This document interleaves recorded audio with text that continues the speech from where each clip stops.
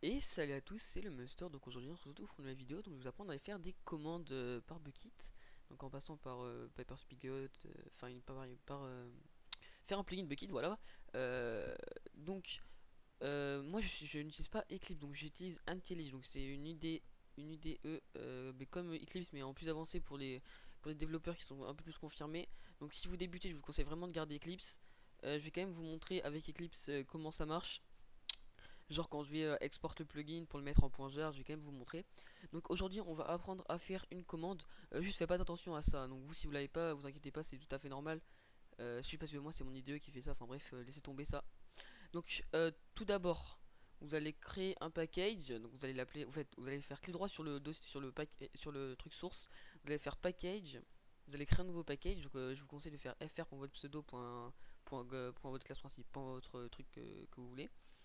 Après vous créez une classe, donc principalement moi je l'appelle main, donc c'est pour dire que c'est la classe principale. Donc vous faites extend java plugin, vous faites entrée. Enfin vous ça doit pas être pareil, genre vous devez tout marquer au lieu de faire entrer pour ça aille aussi vite que moi. Parce qu'on n'a pas la même IDE. IDE c'est Eclipse ou IntelliJ, en gros ça c'est un IDE. Donc tout d'abord aussi il va falloir faire le plugin.html pour pouvoir faire le plugin. Là en fait si vous voulez les gars, normalement je vous explique juste comment faire une commande. Mais genre là j'explique vite fait aussi comment faire un plugin mais genre à l'arrache. Mais sinon les gars vraiment allez voir la vidéo de Graveline Vec. Et vous allez voir sa toute première vidéo. Vous allez, au pire le lien sera en description. Sa toute première vidéo. En gros il explique les bases des plugins. Alors attendez je charge tout ça. En gros base et prérequis voilà. Donc installez ça, vous écoutez ce qu'il dit. En gros c'est les bases et tout ça. Donc on va appeler le plugin tuto plugin. Je fais vite fait le plugin, vous pouvez mettre devant vos yeux. Donc auteur le Monster 33 version 0.1. Donc là il va falloir indiquer notre classe main. Donc notre classe main c'est le chemin d'accès de la classe main. Donc c'est fr.lemonster33.main et la classe qui est .main. Donc les commandes. Donc on va faire la commande tuto.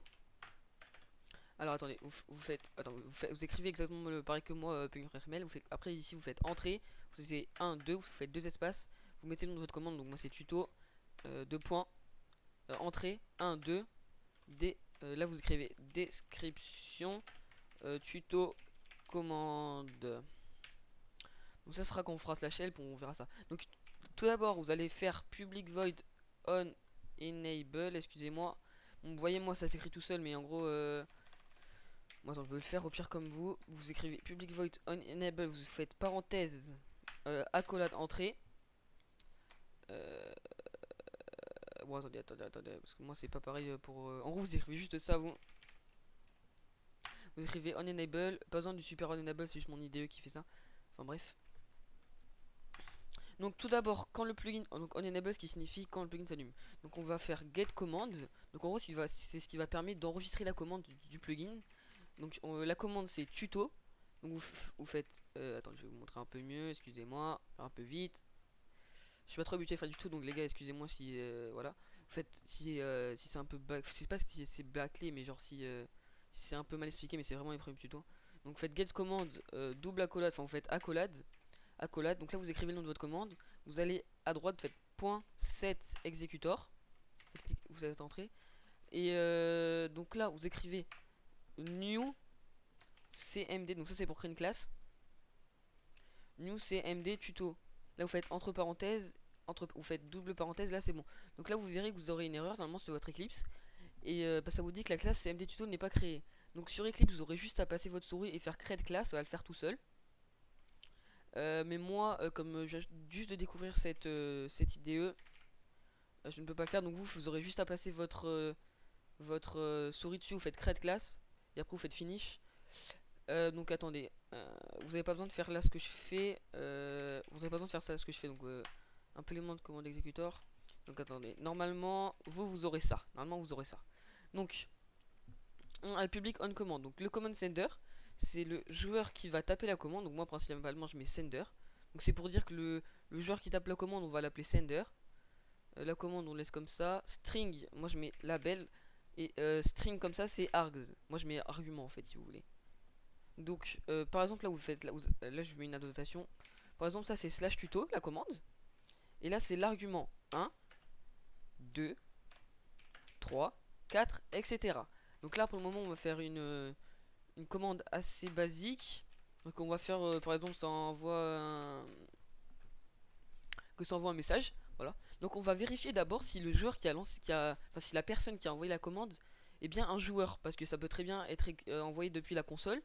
Donc si c'est envoyé depuis la console, on va faire que ça ne peut pas, ça ne puisse pas être envoyé depuis la console. Donc on fait if entre parenthèses, point d'exclamation entre parenthèses, sender, instance of player. Donc c'est pour dire, c'est pour, alors attends, on va faire. En gros si vous voulez c'est si n'est pas, en gros n'est pas c'est parce que c'est un point d'exclamation. Si le sender n'est pas un joueur, là c'est pour vérifier si c'est un joueur. J'ai un sport juste player. Donc aussi vous pour importer, vous aurez juste à passer votre souris. Normalement il y aurait écrit import org.bucket comme ça, en genre sur Eclipse. Ouais. Donc en gros si le joueur, si le gars qui a envoyé la commande c'est pas un sender, on va faire sender.send message. Donc là c'est obligé que s'il arrive là, c'est obligé que ce soit un gars qui a envoyé la commande depuis une console.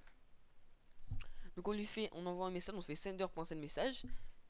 Désolé, il faut pas mettre d'accent quand c'est le message dans la console, sinon ça fait des erreurs. Désolé, virgule, la commande n'est exécutable. Là vous pouvez mettre ce que vous voulez, hein, que par un joueur en ligne sur que par un joueur sur les serveurs en ligne. Je viendrai, non, je viendrai plus tard. Donc là vous faites excusez-moi, vous faites return false. Donc c'est pour dire que return false en gros c'est pour vous dire que le code qui est après on l'exécute pas. Parce que ça veut dire que si on est rentré dans cette accolade, ça veut dire que c'est le joueur, ce n'est pas un joueur qui a lancé la commande, c'est une console. Donc si on arrive ici, ça veut dire que si on arrive ici, ça veut dire que le joueur qui a envoyé la commande est un joueur. Donc on va vérifier s'il a la permission d'utiliser cette commande. Donc on va faire if. Attends, on va faire d'abord. Attends, excusez-moi, d'abord on va faire notre truc. On va faire player, donc le joueur P. Donc on va appeler le joueur P est égal à entre parenthèses player sender. Donc en gros on dit que le joueur P c'est le joueur qui a exécuté la commande. Donc c'est plus pratique, au lieu d'écrire sender on écrit P. If entre parenthèses P.as permission entrée guillemets. Et là on met la permission qu'on veut donner. Donc, par exemple moi je vais mettre c'est quoi le nom de la commande déjà qu'on a créée, c'est tuto.use. Moi c'est des permissions que je mets comme ça, vous mettez votre nom de commande .use, je trouve c'est assez utile. Donc s'il a la permission de faire tuto.use, on continue le code.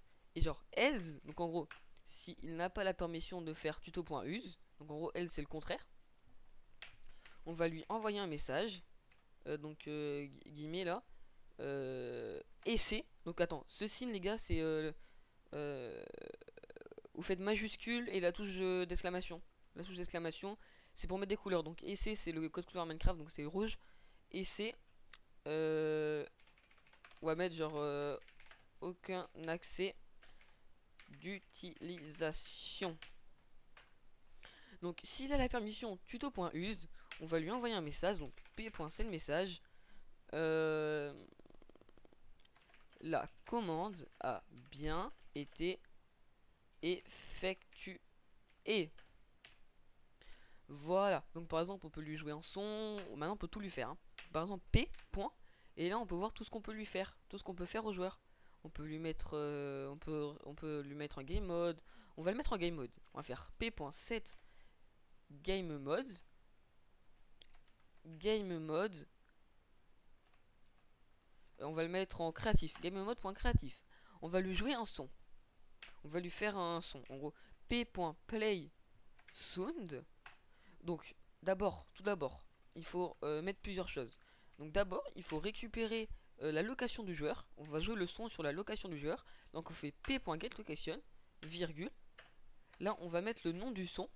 Donc on va mettre genre comme si on va mettre le son Withershoot, virgule 10, virgule 10. Donc ça c'est pour dire sur combien de blocs le son va se propager et à quel niveau sonore. À 10, voilà. Et du coup là attends, on va juste retourner false ici, donc c'est pour dire qu'on n'exécute pas le code qui est après. Parce que s'il a aucun accès, ben, c'est bon, c'est mort quoi. Ouais, ouais.